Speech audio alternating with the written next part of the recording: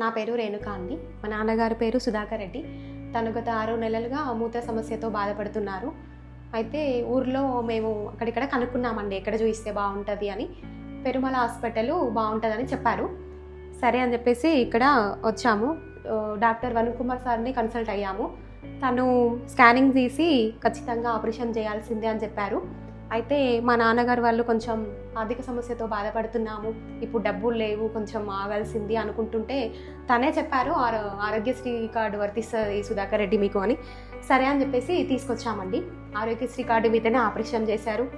మంచిగా స్టాఫ్ అంతా బాగా చూసుకున్నారు. వరుణ్ కుమార్ సార్ కూడా బాగా చూశారు.